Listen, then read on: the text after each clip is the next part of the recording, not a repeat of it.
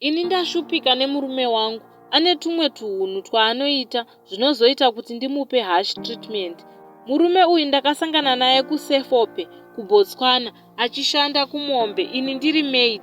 Ndokuzouya naye kuno kuBrits kuJoza ndichifunga kuti achangwarawo, asi ndinotoona kupusa kwacho kuri kutowedzera. Pabonde apa ari very weak, anogona kuburuka achangotanga. Romance haizivikanwi.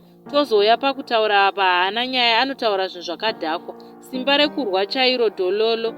Makaona ndichimushapura munomunzwira tsitsi. Haagone kuita jacked up sevamwe varume vandoziva.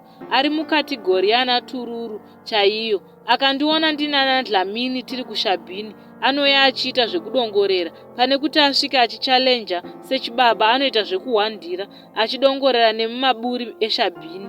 Iye zvino zita rake rekuleft ndakamubaya nechimuti nenyaya yekudongorera. Saka ndoti akadaro ndomubata ndomudzvindikita. Anotozonunurwa nevamwe vanenge vaona ndichimurova.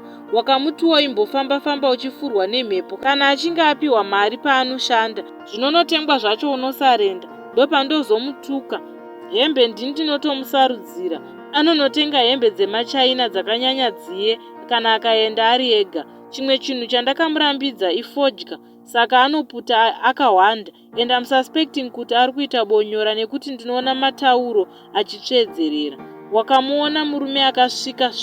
Ndosaka ndakamuda, asi kudzungaira manje. Ndanga ndadedzwa kuJubek nemumwe sahwira wangu. But ndinotyira kuti akasara anosvikopondwa nezuva 1 nekupusa ikoko. Ndodii naye nekuti hama dzake dziri kutofara kuti akawana mukadzi. Kunyanya vamwene vangu havapedzi mazuva vasina kundifonera. Ndiri kufunga kunomudzosera kunomusiya kuMartin Drift odzokera hake kuMombe kuBotswana. Ndoona kunge ndozvaanofarira ndisati ndaita ngozi. Ndodii kuti achangamuke hazvichatoiti munhu anofamba achiridza chispika chiri mubhegi kana nemiwo kungoona mota yepolisi kutiza. Musi uno vakatomuteera pamba, tikatozomuteera ikoko kukamba yemapurisa tichiti haana kunyatsouti tsvikiti vedu weye. Bonde ndaakutoita rekubira-bira nevamwe nekuti ndingakuvara nehosha vedu weye. Ndoita sei panyaya iyi vedu weye?